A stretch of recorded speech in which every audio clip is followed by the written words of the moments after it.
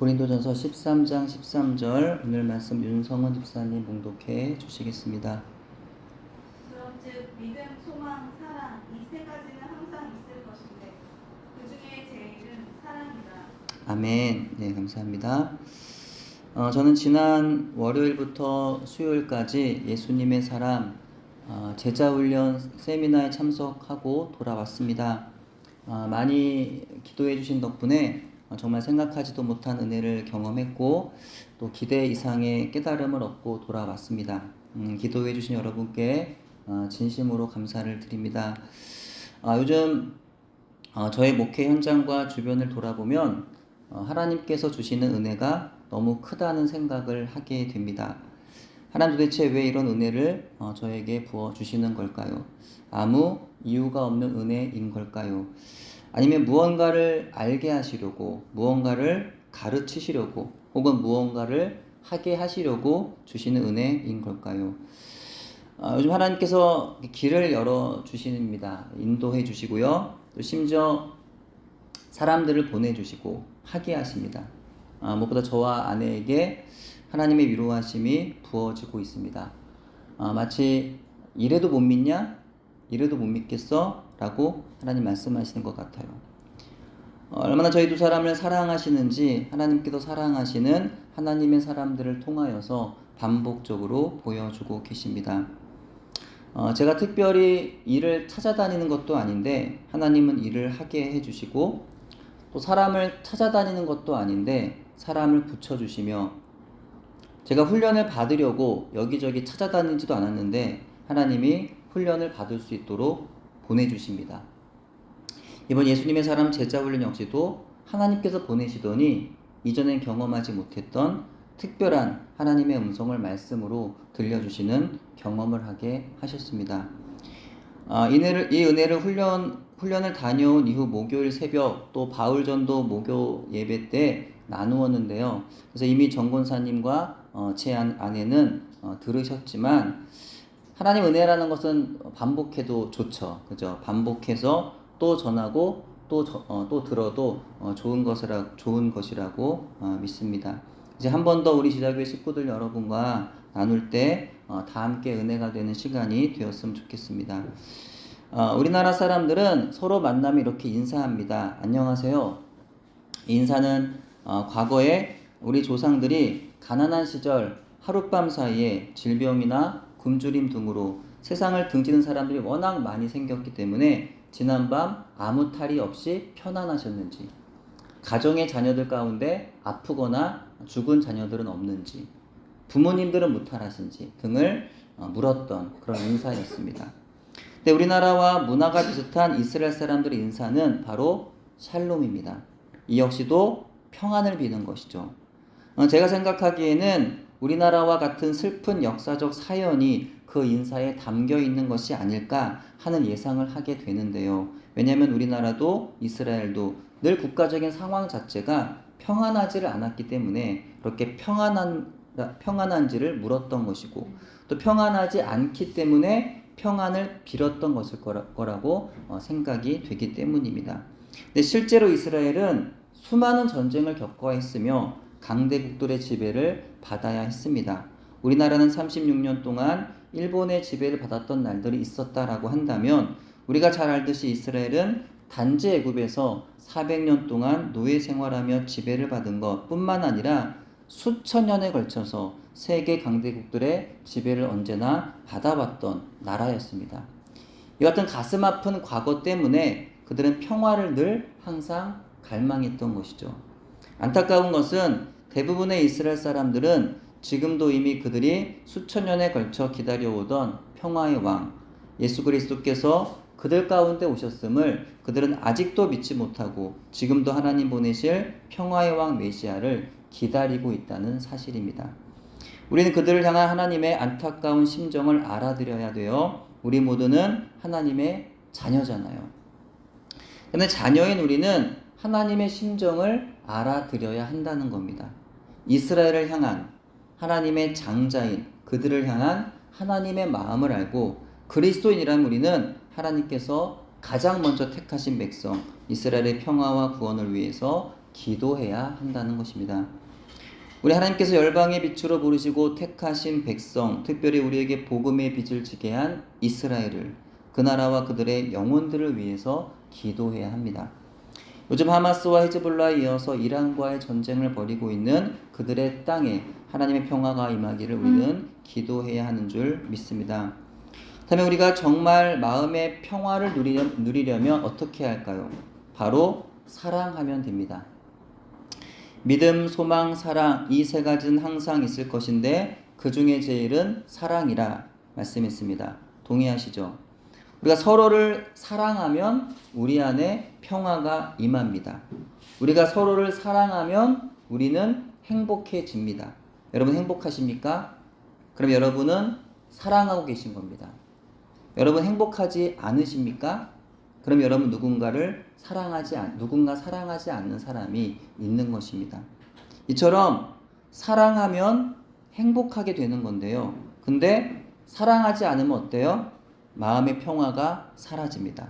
원망, 불평, 두려움, 절망, 미움, 시기, 이런 부정적인 것들이 평화가 사라진 그 마음에 자리를 잡아서 가득하여지고 이로 인해 우리를 불행하게 만듭니다.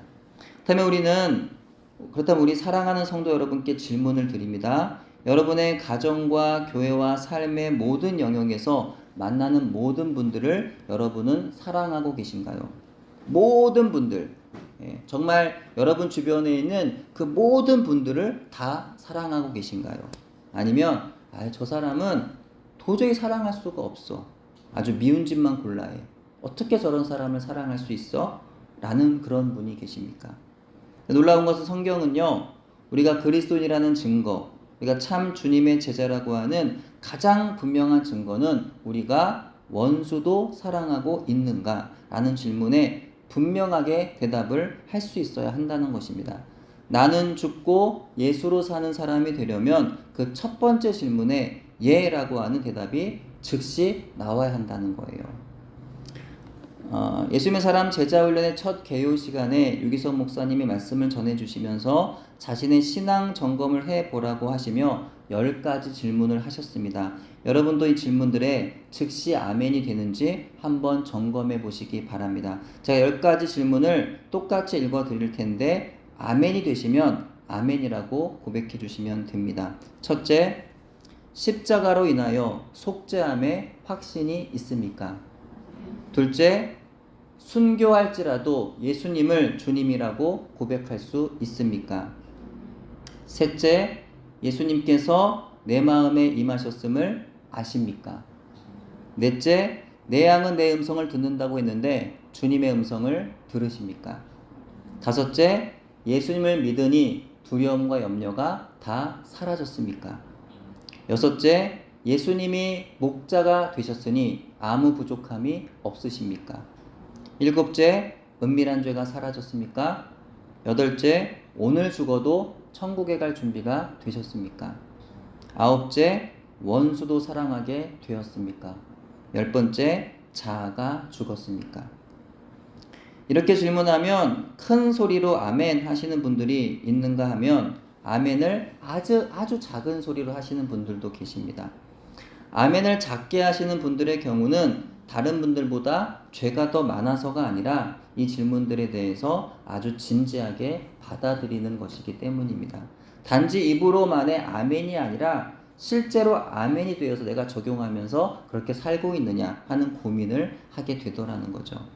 10가지 질문들 가운데 가장 아멘이 힘들었던 질문은 무엇인가요? 여러분은 10가지 중에 어떤 질문에 가장 아멘하기가 힘드셨나요? 저는 의외로 9번째였어요. 목사님이 쭉 이렇게 유기성 목사님 쭉 읽어주시는데 다른 부분도 쉽진 않은 그런 대답이지만 특별히 9번째에서 아멘이 안 나오는 거예요. 원수도 사랑하게 되었습니까? 이 질문에서 아멘이 안 나왔어요. 왜일까요? 우리가 진정 예수 믿는 사람인지 주님의 제자가 맞는지는 바로 이 질문, 원수도 사랑하게 되었습니까? 라고 하는 질문을 해보면 안다고 하는데 저는 왜 예수님을 분명히 믿고 있는데 왜 이 질문에서 아멘을 할 수가 없었던 걸까요? 제 주변에 원수가 많아서일까요? 그래서라기보다는 제가 최근 몇 년간 고민하던 문제가 있었기 때문입니다. 다음 화면 히브리서 12장 14절 같이 읽어요. 시작. 모든 사람과 더불어 화평함과 거룩함을 따르라. 이것이 없이는 아무도 주를 보지 못하리라. 아멘. 모든 사람과, 그러니까 나를 사랑해주는 사람만이 아니죠. 나를 미워하고 학대하며 핍박하는 사람이라도 그 모두와 화평하라는 겁니다. 그들에게 거룩함으로 대하라는 거예요. 그들이 나에게 아무리 화를 내고 나에게 부당한 일을 강요하며 욕지거리를 내뱉어도 나는 똑같이 반응하지 말라는 겁니다. 옛날에 그 하은이가 그런 했던 말이 또 기억이 나는데, 친구들이 자꾸 나를 술래만 시켜. 근데 그 친구들을 술래만 시켜도 그게 전혀 막 화가 나거나 그게 싫지 않은 거예요. 친구들을 사랑하기 때문에 그것도 전혀 친구들의 그런 어떤 반응에 똑같이 반응하지 않는, 예. 그런 생각이 또 문득 나는데, 예. 아무리 상대방이 나에게 부당하게 대해도 똑같이 반응하지 말라는 겁니다. 그렇게 안 하면 주님을 볼 수가 없다는 거죠. 결국 구원에도 문제가 생긴다는 거예요. 제자훈련 가운데 이 주신 말씀 앞에서 제가 최근 몇 년간 가지고 있던 두 가지 고민이 다시 생각이 나더라는 거예요. 첫 번째 고민은 바로 사람과의 관계 안에서 다름과 틀림의 문제였습니다. 사람들이 흔히 하는 말로 둘의 차이는 서로 다른 거지 틀린 게 아니야. 그러니까 서로 미워하고 갈등하지 말고 포용하고 연합해야 해 라고들 말합니다. 근데 분명히 성경의 진리에 있어서 틀린 말을 하는 분들에 대해서는 어떻게 내가 반응해야 하는지, 내가 그분들의 말에 그것이 틀린 게 아니라 다른 거라며 같이 동조하고 아무런 변론도 이야기하지 않아야 하는지, 이런 질문들이 생기더라는 겁니다. 다음 화면이요. 또 제자훈련 가운데 주어진 말씀이 요한일서 3장 10절입니다. 같이 읽어요. 이러므로 하나님의 자녀들과 마귀의 자녀들이 드러나나니 무릇 의를 행하지 아니하는 자나 또는 그 형제를 사랑하지 아니하는 자는 하나님께 속하지 아니하니라. 아멘. 이 말씀을 전하시면서 유기성 목사님은 어쩌시려 그럽니까? 어쩌시려 그러세요? 형제를 사랑하지 아니하는 자는 하나님께 속하지 않는다 했습니다. 우리가 믿음으로 구원을 받는다고 하니까 오해하시는 분들이 계세요. 우리가 믿음으로 구원받는다고 하니까 서로 사랑하지 않고 미워해도 믿으면 구원을 받는다고 생각하더라는 거예요. 하지만 성경은 그렇게 말씀하지 않는 겁니다. 사랑하지 않으면 구원받을 수 없다는 것입니다. 이 말씀을 전해주셨는데 저는 과거 영적으로 저와 교회를 공격했던 분을 떠올리며, 이 경우는 내가 신체적으로 또는 정신적으로 위협을 당했다거나 하는 그런 육의 문제가 아닌 영의 문제였기 때문에 전에는 그를 내가 용서하고 사랑할 그런 문제가 아니라 그것은 하나님이 알아서 하실 일이라고 생각을 했습니다. 근데 제가 용서에 관해 묵상하면서 또 때로는 설교를 하다 보니까 그래도 설교자로서 내가 그를 용서해야 하는 게 아닌가 하는 생각이 간혹 들게 되었던 겁니다. 그래서 이 질문을 해결하고 싶어서 제자훈련의 그 말씀이 주어진 그날 밤에 그 문제에 대해서 아내에게 물었습니다. 사실은 그 말씀을 들으면서 또 기도하는 내내 막 머릿속에 사실은 그날 밤 그런 생각을 했어요. 이 질문을 어떻게 할까? 어떻게 내가 이 질문을 해결해야 될까? 그날 용서와 사랑에 대해 설교하셨던 유기소 목사님 좀 찾아가서 한번 내가 질문을 해볼까? 목사님한테 뭐 이메일이라도 보내서 좀 질문을 해볼까? 이 별의별 생각을 다 하다가 하나님 저에게 주시는 마음이 그건 아니다라는 마음이었어요. 가까운 곳에 물어볼 사람 있지 않냐? 예, 그런 마음을 주시는 것 같았어요. 그 사람이 누구예요? 바로 아내였다는 거죠. 우리가 가지는 신앙의 질문들을 가지고 때로는 많은 사람들이 존경하는 다른 교회 목회자에게 상담을 받을 수도 있습니다. 하지만 그보다 더 좋은 방법은 같은 교회를 섬기는 교회 공동체 안에서 물어보는 겁니다. 그 대상이 부모나 형제, 남편이나 아내가 되면 더 좋겠지만 그렇지 않아도 같이 예배하고 교제하며 섬기는 교회 목회자나 지체들에게 물어보는 것이 가장 건강한 태도인 것입니다. 저에게는 그 대상이 아내였던 거예요. 아내는 그 당시 저와 같은 일을 겪었기 때문에 누구보다 저를 잘 이해하고 있었습니다. 근데 아내의 경우는 오래전에 해결되었던 그 문제를 저는 여전히 붙들고 있었던 거죠. 사실 저 역시도 유기성 목사님의 그날 말씀을 통해서 이미 답을 가지고 물었던 것이었습니다. 아내의 말은 제 예상대로였습니다. 그의 답은요, 사랑에 있다는 것이었어요. 즉 하나님과 나와의 관계가 사랑의 관계가 되면 사람과의 관계에서의 문제는 아무것도 아니라는 것이었습니다. 그 사람은 사탄에게 사용된 것이기 때문에 그 사람과 사탄을 구분하여 생각해야 한다는 것이었습니다. 즉 누군가의 틀림으로 인하여 고민할 이유도, 용서의 문제로 고민할 이유도 없다는 것이었어요. 주님을 내가 친밀하게 만나면 된다는 것이었습니다. 주님 한 분만으로 만족하면 된다는 것이었습니다. 주님의 사랑을 알면 주님의 사랑을 누구에게라도 나눌 수 있게 된다는 것이었습니다. 그게 하나님과 나와의 관계가 문제인 거지 사랑과의 문제는 아무것도 아니라는 것이었습니다. 이렇게 아내와 같이 나눈 대화로 1차적으로 질문이 해결되었어요. 놀랍게도 하나님은 다음날 마지막 제자훈련 강의를 통해서 저와 아내가 전날 밤 나누었던 대화의 내용을 고스란히 강사 목사님의 입술을 통해서 들려주셨습니다. 예수님께서 베드로의 믿음의 고백을 들으셨죠. 주는 그리스도시요 살아계신 하나님의 아들이니이다 라는 고백을 예수님이 들으시고 베드로를 칭찬하셨어요. 베드로의 그 고백 위에 교회를 세우시겠다라고 말씀하시면서 그에게 천국의 열쇠를 그에게 주시겠다라고까지 말씀을 하십니다. 주님이 그리고 나서 이후에 십자가에서 죽으시고 사흘 만에 부활하실 것에 대해서 비로소 제자들에게 가르치시기를 시작하십니다. 자, 베드로가 어떻게 반응합니까? 예수님을 막아서죠. 예수님 그러시면 안 됩니다. 절대로 그러시면 안 됩니다. 그러면서 강력하게 반대합니다. 그러자 예수님 베드로에게 뭐라고 하세요? 사탄아 물러가라. 베드로의 생각 속에 사탄이 예수님의 구속의 사역을 회방하려는 생각을 집어넣었던 것인데요. 바로 이 부분에서 강사님은 베드로와 사탄이 집어넣은 생각을 구분해야 한다고 말씀하셨습니다. 그 말씀은 아내가 전날 했던 말이었어요. 그러면 강사님 다시 또한 복음을 설명해 가십니다. 강사님은 여러분 나보다 더 악랄한 사람이 있다고 생각하십니까? 나보다 더 악랄한 사람이 있다고 생각하십니까? 그렇다면 여러분은 아직도 십자가의 복음을 알지 못하는 사람인 겁니다. 라고 말씀하셨습니다. 나보다 더 악랄한 사람 있다는 거예요? 없다는 거예요? 예. 있다는 겁니까? 없다는 겁니까? 없다는 거예요. 예. 이게 믿어지면 미운 사람, 용서 못할 사람이 없다는 겁니다. 십자가 복음 앞에서 내가 얼마나 악랄한 죄인인지 깨달아 알게 되면 다른 사람의 죄는 더 이상 보이지도 않는다는 거예요.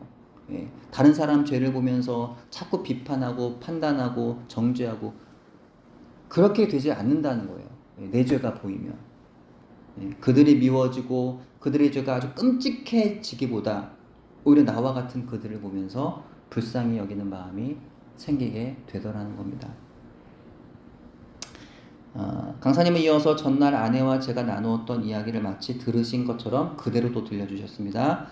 2차 대전 당시 자기 언니를 죽이고 자기를 고문했던 나치의 장교를 용서했던 코리텐붐 여사 예화를 그대로 강사님이 들려주셨어요. 또한 결론적으로 용서의 문제를 해결하는 법은 복음에 있다고 말씀하셨습니다. 즉 나보다 더한 죄인이 어디 있느냐는 거예요. 서로가 자기 옳다고 주장하지만 결국 그 사람도 죄인이고 나도 동일하게 죄인일 뿐이라는 거예요.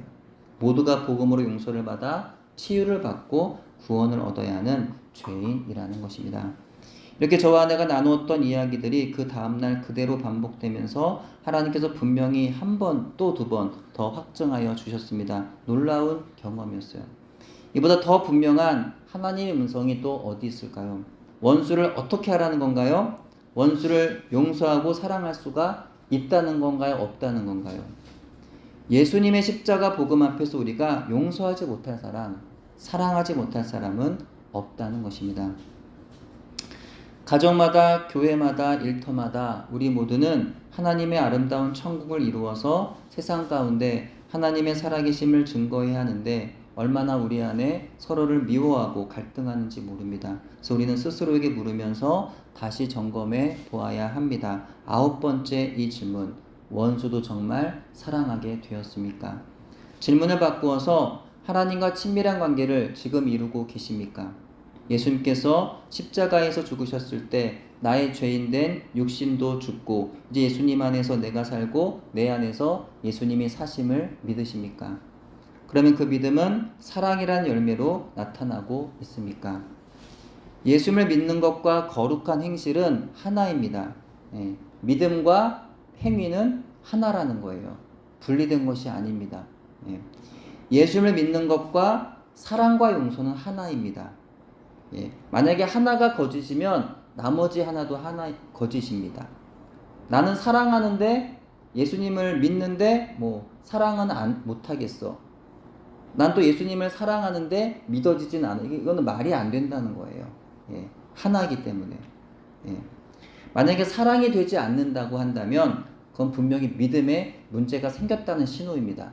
내가 자꾸만 누가 미워지고 용서가 안 되고 자꾸 그렇다고 한다면 그거는요 믿음에 문제가 생겼다는 그 가장 강력한 신호라는 거예요. 자꾸 누가 미워지면 내가 지금 믿음에 떠났구나. 하나님과 친밀함에서 떠났구나. 그걸 우리가 자꾸 이렇게 점검을 해야 된다는 거예요. 그러므로 사랑하지 않으면 믿지 않는 것이고 믿지 않는 것은 사랑하지 않는 겁니다. 요즘 미지의 서울이란 드라마가 방영 중인데요. 이 드라마의 대사가 참 좋습니다. 제가 드라마 얘기를 안 하려고 하다가 고민을 좀 했는데 대사가 너무 좋아서 좀 소개해 드릴게요. 이런 대사가 있어요. 사랑이란 이기고 지는 게 아니라 지더라도 옆에서 함께 지는 게 사랑이야. 100번이라도 1000번이라도 옆에서 함께 지는 게 사랑이야. 예. 그래서 진다라는 표현이 희생이나 손해를 의미하는 것 같은데 그렇지가 않습니다. 그것은 희생이 아니라 축복이고 기쁨이라는 겁니다. 여러분 사랑하는 사람을 위해서 뭔가 이렇게 하는데 그게 희생입니까? 그게 손해입니까? 아니잖아요. 정말 사랑하면. 그쵸? 예, 기쁨이잖아요. 그게. 그런 뜻이에요. 예, 그 함께 지는 사랑이 희생이나 손해나 불평이나 원망이 아니라 서로를 살리는, 서로를 살게 하는 능력이고 기쁨이며 행복이고 축복이라는 겁니다. 사랑에 대한 엄청난 오해가 있어요. 사랑하는 것은 희생하는 일이야. 사랑하는 일은 손해보는 일이야. 내가 더 사랑하니까 내가 더 손해야. 이런 아주 엄청난 오해가 있습니다. 근데 그러나 그렇지 않다는 거예요. 사랑하고 용서하는 것은 축복 중의 축복입니다. 예수님이 주님이 되셨으니 예수님께 다 맡기고 염려할 것 없고 두려워할 것도 없고 복수할 것도 없고 우리는 오직 사랑하기만 하면 된다라는 겁니다. 이것이 바로 행복 중의 행복이고 이것이 바로 행복의 가장 큰 비결인 것입니다. 어느 목사님의 아버지 목사님이 돌아가시면서 마지막 유언을 아들에게 이렇게 남기셨습니다. 사랑할 만한 사람만 사랑하고 용서하지 못할 사람은 용서하지 못하면 되겠느냐. 사랑할 만하지 못한 사람을 사랑하고 용서하지 못할 사람을 용서하는 목회를 해라. 절대로 변명하지 말고 목회해라. 그렇게 유언을 남기셨다고 합니다. 정말 우리의 눈에 보기에는 사랑할 만한 사람도 있고 사랑하지 못할 사람도 있는 것 같은데 그렇게 눈에 보이는 대로만 사랑하면 목회도 망치고 주님도 알지 못하고 구원도 잃는 것입니다. 우리 가운데 어느 누구도 사랑할 능력이 있어서 사랑하는 사람은 없을 겁니다. 결국 십자가의 복음을 붙잡는 사람이 사랑할 수 있고 용서할 수도 있는 것이리라 믿습니다. 우리 주변에 사랑할 만하지 못한 사람이 있더라도 그에게 더 다가갈 수 있어야 하겠습니다. 그런 인간적인 노력도 필요하죠. 그것도 하나의 훈련이라는 생각이 듭니다. 말이라도 한 번 더 걸어보고 나와 달라도 심지어 나와 틀린 것 같아 보여도 상대방을 한 번 더 이해해 보려 하고 그래도 그를 한 번 사랑해 보려 하고 그렇게 해야 하겠습니다. 놀라운 것은요. 그렇게 하다 보면 정말 사랑해지더라. 예, 그쵸. 예. 사랑이 안 가는 사람인데 내가 사랑하려고 하면 사랑하게 되더라는 겁니다. 이것이 예수 그리스도의 복음 안에서 먼저 하나님을 마음과 뜻과 힘과 생명을 다해 사랑하고 형제와 이웃을 내 몸처럼 사랑하되 도저히 사랑할 만하지 못한 원수라도 사랑할 수 있게 되는 저와 여러분 되기를 간절히 소원합니다. 기도합니다. 하나님 아버지, 이 시간 하나님 앞에서 저희들 사랑의 결단하기를 원합니다. 사는 날 동안 오직 주님 안에서 사랑만 하며 살기를 원합니다. 사랑만 하는 주의 종들이 되기를 원합니다.